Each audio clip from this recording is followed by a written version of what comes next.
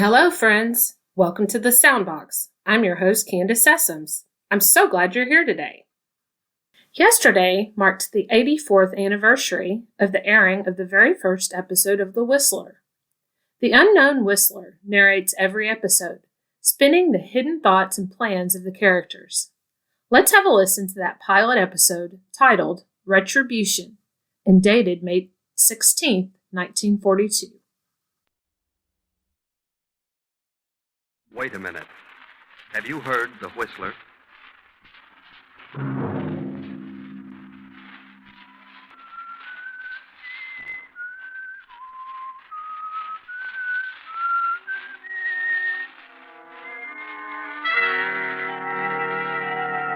I'm the Whistler.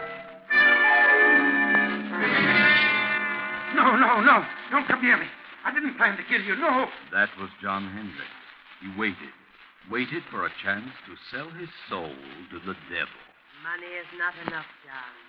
Money is not enough. We want you, John. We want you. That was his wife, Martha, the former widow Marsden. Yes, Mother. Yes. And her simple-minded son, Henry. Go ahead, son. Go ahead. We must have John Hendricks. Yes, Mother. Yes, Mother. Tonight, CBS presents a new mystery series, The Whistler.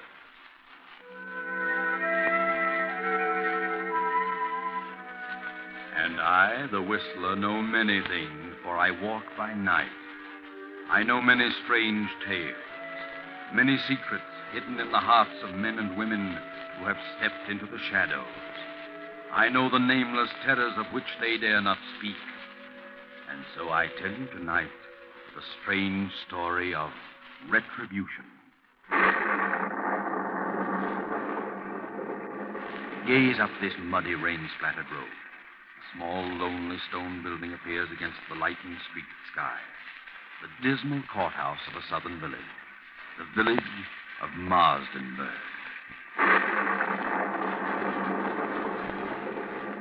It is nearly midnight. A trial is in progress. A murder trial. John Hendricks is on trial for his life. The state versus Hendricks. Killed his wife and stepson. He killed his wife and her simple-minded son, Henry, for the $10,000 in cash she kept in her big house on the outskirts of town. Open the door.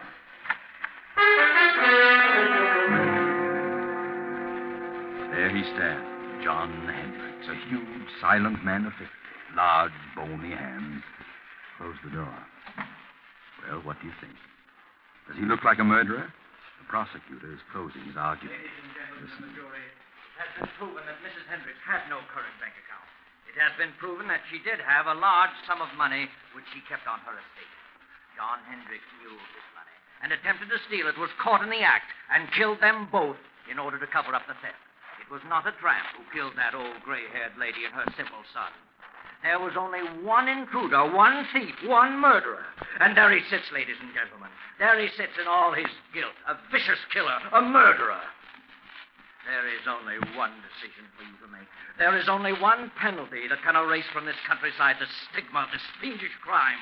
One penalty for this axe murderer, John Hendricks. And that penalty is death. The state rests. Ladies and gentlemen of the jury, have you reached a verdict? Have you reached a verdict? Your Honor, we, the jury, due to lack of more complete evidence, find the defendant guilty of murder in the second degree.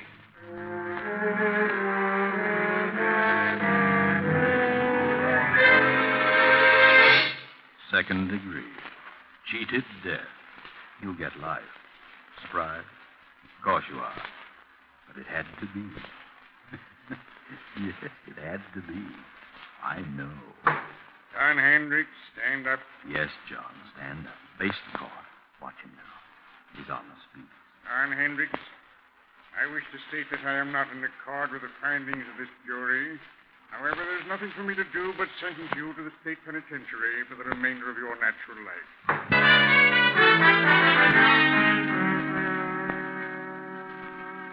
Know where you are now?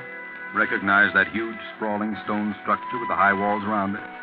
State penitentiary. How much later? 10 years. John Hendricks is in there. He has a number now. It is 1013. Let's go through the gates. Up the steps. Down the corridor. Here we are in cell block 2. Night again. It just turned in.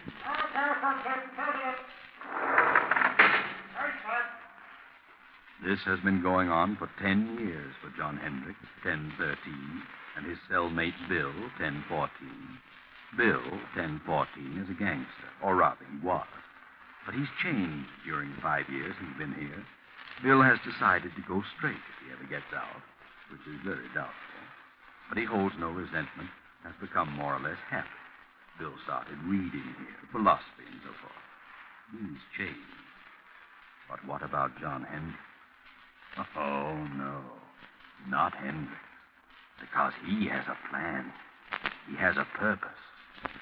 Move closer to the cell door and listen. All I got to say, Bill, is I think you're crazy enough to make the try with me. That's a matter of opinion, John. But it'll be simple. I got everything all set. It's all fixed. Not a chance of a slip-up. All fixed? Who with? Well, a friend of mine. Oh, I see. Crooked guard. No, he ain't a guard. Don't tell me you got it fixed with a warden. What difference does it make who it is so long as the whole thing is set and fixed? Well, you've got to have some help, inside or out. Oh, Hendricks, I think you're nuts. You're stir crazy. I'm getting out of this place. I got a reason, a good reason. I got something waiting for me outside, something I can enjoy, something that belongs to me. I'm the only one that knows where it is, and I'm going out. You're in here for a good long time, Bob, and if you don't want to go with me, you can stay and rot. Look, Hendricks, I still think you're nuts. All right, what of it? I got the right dope, ain't I? And it'll work. Suppose it does. Suppose you find this money hidden away on the old lady's estate. What good will it do you? You killed her and her son to get it, didn't you? That's a lie. I didn't. Didn't kill anybody. I say you did. It ain't true, not a word of it. But I know where the money is. Okay, you can break out. You can have the money, but... Well, I've done a lot of reading and thinking since I've been here. Ah, you gone soft. Maybe so. But I know this much now. If I ever do get out, I'll do things a lot different. Believe me, Hendricks, I'll tread the straight and narrow. I've done a lot of things that I'm sure sorry for now. I can't undo them. But I won't do them again. No, sir, I'll do things different. Not the way I did them before. Ah, you just got religion, but it won't get you out. Maybe not, but I'm resigned. I got exactly what's coming to me. And believe me, Hendricks, so will you. So will you. If you break out, they'll have you back one way or another. You watch and see. Well, I'm going, so you watch and see. Watch and see.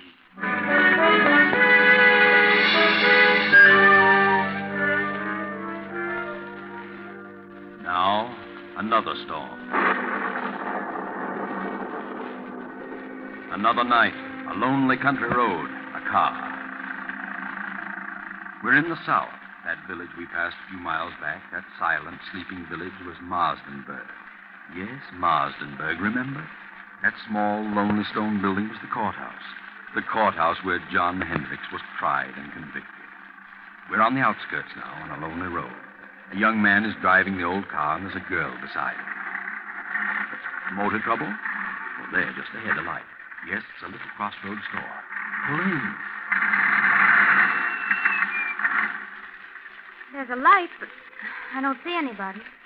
Oh, it's closed. We better drive on. I guess you're right. Good evening, folks. What's your trouble? We're having motor trouble. Oh, is it? What are you doing driving around on a night like this? On our way west. Mister, is there an inn or something around here where we can stay for the night? An inn? Yes, there's a place about 8 miles up the road. They'll probably put you up. There's a sign on the left-hand side of the road. Can't miss it. This road's pretty bad when it rains. Gotta be careful or you'll find yourself walking. Thanks. We'll try. Good night. Good luck, mister. You'll need the luck.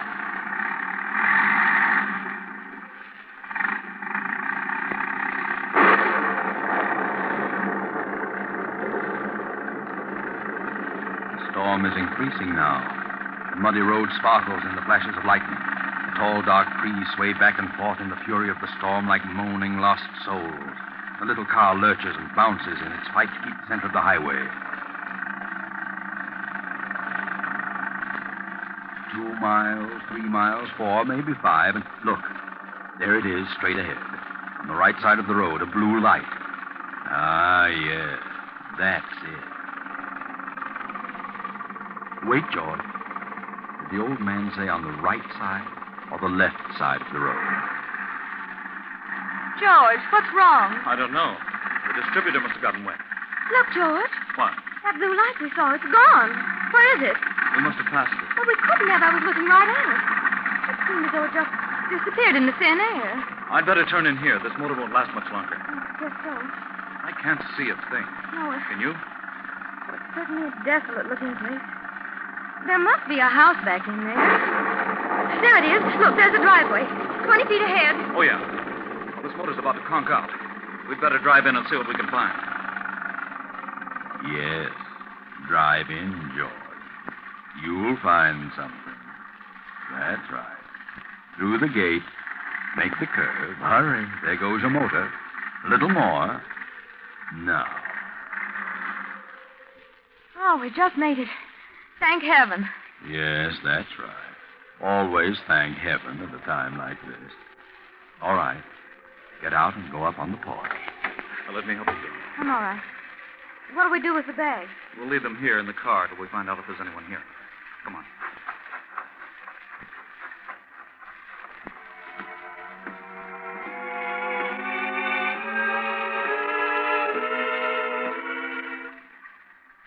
You see a bell? No. Can't see a thing. Gee, this place looks completely deserted. I don't think anyone lives here. I don't either. Let's go.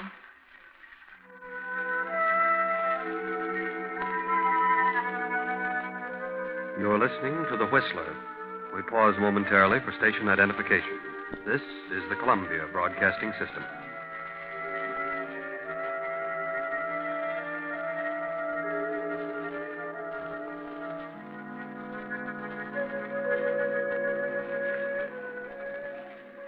George, let's don't knock. I don't like this place. Let's go on. How with a dead motor? Where could we go?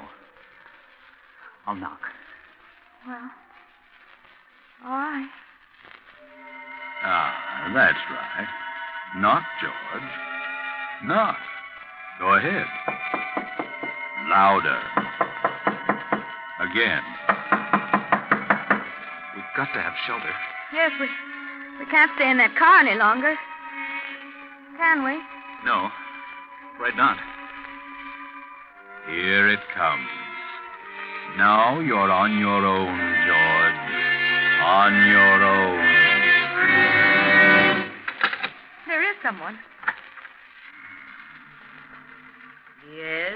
Oh. Good evening. What is it? Well, you see, our car... Yes, our car stalled. And we can't go any farther, and it's such a terrible night out that we thought we could stop here for the evening. Stop here? Why, yes, we saw your light and... Light? What light? Why, the little neon out in front. There is no light. Well, have you a room? Yes, there is a room. Well, could we come in? I mean, it's awfully wet out here. You may come in if you wish. Oh, thank you. Well, this is quite a relief. We were afraid you'd closed up for the night, especially when all the lights were out. Are the lights out? Yes, you see. Huh? Of course the lights are out. Oh, I didn't know. You do take tourists. Do we? Oh, yes, that's what they told us.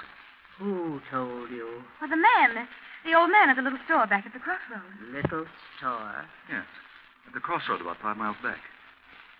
You know where the crossroad is, don't you? There is no store at the crossroad. There isn't? No. Let's see. Look, madam, would you mind turning on the lights? I can't see a thing. We have no lights here. No light. Give me a flashlight, gentlemen. She means there's no electricity. No. There is no light here. Well, throw the flash around. There must be a lamp. No. Don't make a light. We see well in the dark. We? Who's we?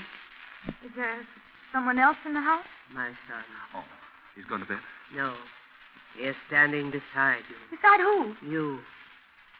Son. Yes, Mother. Oh! Gee, give me that flashlight. Got it. You got it. Oh, yeah. Gee whiz. How long have you been standing there, Bub?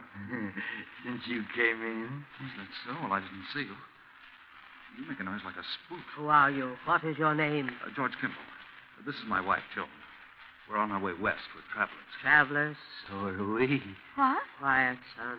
Quiet. No, let him talk. He's quiet enough. How long have you folks been living here?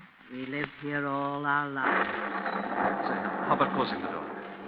Is the door open? Why, of course it's... What? George! Now, take it easy, Joan. Don't get excited.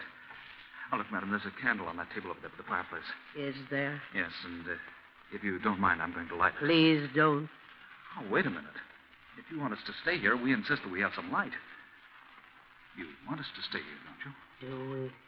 Do we, son? Yes, Mother. What are you looking at me for? Yes, Mother. Without light? Yes, Mother. George, let's go. I don't want to stay here tonight. This place doesn't look good to me. There has been no good here for many years. You see what I mean, George? I don't get it. You don't seem to want us, yet your son does. How do you make any money that way? We don't make money. You don't? You mean you haven't had any guests lately? No, not for many years. Well, you can't expect any if you act like this. But we do expect it here. Don't we, son? Yes, Mother. Well, he certainly has a surprise coming. Yes, he has. How many rooms have you? There are many rooms, but only one. Only one? That doesn't make sense. What do you mean? Only one for guests. You mean only one equipped? Yes. Well, then, if you've got it reserved for this guest you expect, what are we going to do? There is an inn farther along the road. They have rooms. They will take care of you. It will be best for us. Our distributor got wet, so our car won't run. Where is your car? Right there at the foot of the steps. I see no car. You don't? Why, it's standing right... Joan. George, where is it? It's gone. Holy smoke, it is gone. But where? How? I didn't hear a sound. It must have rolled ahead. Well, throw your light around. Not a sign of it. Say, what goes on here? Son. Yes, Mother. You move the car.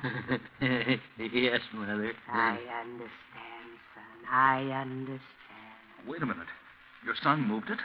How could he? The motor won't even run. And even if it would, we didn't hear a sound. No sound. How did you move it? I don't know. Oh, that's a fine thing. Here we are in a place where they don't want us and no way of leaving. Well, you've got us on your hands now. You'll have to make the best of it. No, George, no. We'll leave. Nonsense. This is all silly. Come on, let's have some light and cut out the monkey business. Wait. Son, what have we decided? Yes, Mother. We decided yes. Very well. If you wish. If you wish, you may stay. Stay until... Until when? All night? Yes, Mother. If you wish. Oh, that's better. That's more like it. Now I'll light this candle. There we are. George, look. Well, look at the dust and the cobwebs. This place looks deserted, like an old cellar. Well, how about the room?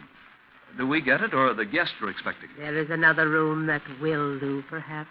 Well, could we see it? Yes. And by the way, how much do you charge? We charge nothing. You charge nothing? Nothing.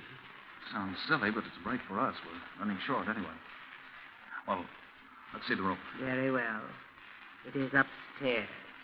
After you, madam. No. You go first. Very well. Come on, Joe. Bring that other candle. Come, son. Follow me. Yes, Mother. I never saw so much dust. Well, they must like it. You know, nice, clean dust. That room at the head of the stairs.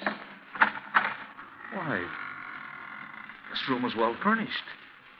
Is this the room reserved for your expected guest? No. But you said you had only one room furnished. Who sleeps here? I stay here now. I see. Or do I? It's a nice, soft bed. It was always comfortable. We'll leave you now. Come, son. We must leave them alone now. Yes, Mother. Leave them alone. Good night. Good night. You will lock your door? Oh, yes. We'll lock it. Goodbye. Say, did she say good night or goodbye? I don't know. I thought she said... She did say goodbye. Golly, what a screwy outfit. I wish we hadn't had car trouble. That's what we get for trying to drive in this storm. How much money have we left? Not much. Just enough to get to Los Angeles the way I figure. Once I get there, I know there'll be a job for me.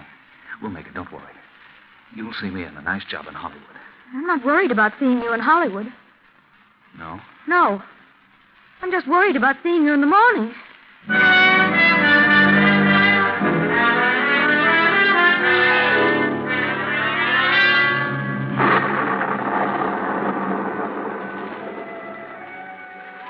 The same night, but later. It's midnight. Another car on the same road. You know who it is. It's John Hendricks. You know where he's going. He turns in at our deserted mansion, up the driveway, and stops. He steps out. Slips up the steps, opens the door, and throws his flash about the dusty room. Cobwebs glisten in the beam. A few moments, and the light comes to rest on the fireplace. He steps quickly to the mantel, draws a small hammer and chisel from his pocket, and sets to work removing a brick. Now he's finished. The brick is loose. He reaches in and withdraws a heavy yellow envelope. He starts to put it in his pocket, but suddenly freezes in his tracks. He can't move. He turns icy cold. Turn around, Hendricks. Turn around. Look. At the foot of the stairs across the room stands a woman holding a candle, and beside her a grinning youth holding an axe. Turn around, Hendricks. Look at their heads covered with blood. Turn around. John Hendricks, murderer. John Hendricks, thief. Martha. Yes, John. Henry. Yes, John. No. We've come for you, John, the same way you came for us. We've been waiting for you, John. We knew you'd come back for the money. We've been waiting. We've come to take you, John. No. Please don't come near me. Please. You must suffer, John, as we have suffered. I've suffered. Not enough, John. Not enough. I didn't mean to do it. I didn't plan to kill you. I went mad, lost my head. No, don't come near me. You can have the money. You can have it. Then give it to us, John. Give us the money. You won't need it now. Come, son. We must have the money, and we must take John. Come, son, come. No. There's the money on the floor. Money is not enough, John. Money is not enough. Go ahead, son. Go ahead. We must have John Hendricks, thief, murderer. Yes, Mother. Yes, Mother. Yes, Mother. No. I'll shoot. Bullets won't stop us.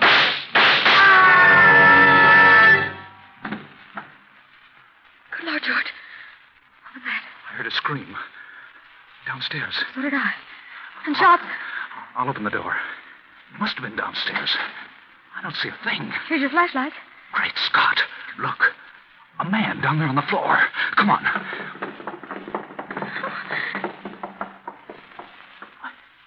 He's dead. Look at the gun. It's been fired. But I don't see a mark on him. Let's get out of here. I'll say, come on. No, you don't. Stand where you are. George! Cops. What's going on here? Hand over that gun. Thanks. What are you doing here? Why, we're stopping here. That is, we're just leaving. I can see that. Know this man on the floor? Know him? Yes. Joan, what's the matter with you? No, we don't. Take We a don't look know at him, him. Frank. Yes, sir. What are you two doing here? Why, we're guests. Yes, we're both guests. Guests? Who's guests? Why, guests, lodgers, tourists, guests of the old lady. What old lady? The old lady that lives here, the old lady and her son. You'll have to cook up a better one than that. What do you mean? Drive here? Where's your car? The son took it. Son, old lady, what are you talking about? They live here. They said they owned this place. We had motor trouble, and they put us up for the night. What about him, Frank? Well, he isn't dead, breathing. Looks like he had a stroke or something. It's him, all right. John Hendricks. Take a look around. See if there's anyone else here. Yes, sir.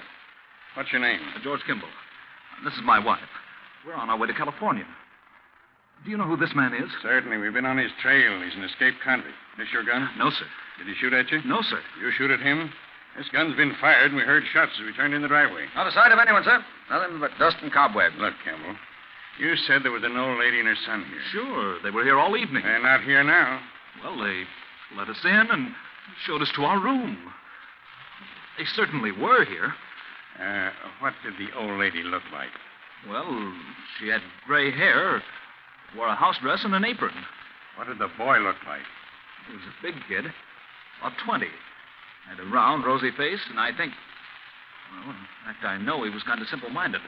He had a strange laugh, and he had red hair. Well, I'll be darned. What do you think of that, Frank? Golly, gives me the creeps. Why so? Do you know who you've just described? No. The old lady and her son who used to live here.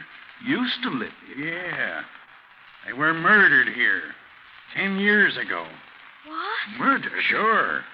This man on the floor was her husband, the boy's stepfather. He was tried for killing them with an axe and stealing her money and bonds. He got off at second degree because of lack of evidence. He escaped a week ago and headed this way. We've been on his trail ever since he entered this county. So you see, Kimball, if there was anybody else here tonight, it must have been a figment of your imagination. This house has been deserted for 10 years. Oh, George. Good Lord. Look, Sergeant. Found this envelope on the back doorstep. It's the money. Well, what do you know? The money and the bonds. Old Martha Hendricks' money. That's why Hendricks came here. But where did they go? The old lady? No place. Because they weren't here, Kimball. Well, better get them out of here and back to headquarters. Oh, wait a minute. Don't leave us. We won't. You're coming along, too. Why? We need you for a day or two. All right, let's get going, Frank. Come on. But where did they go? We saw them. I know they were here. Well, you certainly described them to a T, but don't worry too much about it, you know. Things like this can drive you nuts. You know what I mean? Things like this sometimes just happen. You know what I mean? No. Well, oh, come on. Let's go before I get the heebie-jeebies. What did he say? Things like this just sometimes happen? Just happen? Well, sometimes they do and can't be explained. But not this time. Oh, no, not this time. This can be explained. Remember John Hendrick's cellmate, Bill? Bill, number 1014? He can explain. He knows all about it because he planned it. Bill wanted the money. He'd learned all the dope from Hendricks. He sent his pals, the phony spooks, made up like the old lady and her son, to grab the money when Hendricks recovered it. Too bad they dropped it in their hurry to get away. Bill didn't want to hurt John. He wanted to scare him out of it. Remember? Bill, 1014, had changed. He said he'd never do things the way he'd done them before. And he didn't.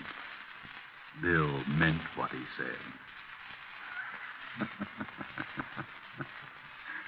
Good night.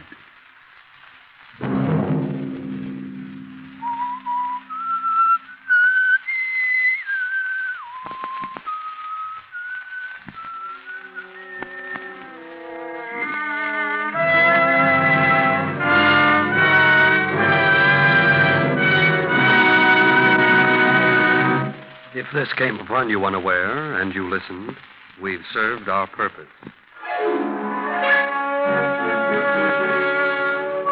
The Whistler, with original music composed and conducted by Wilbur Hatch, is written and directed by J. Donald Wilson and originates from Columbia Square in Hollywood. Next week, same time, The Whistler returns. This is the Columbia Broadcasting System.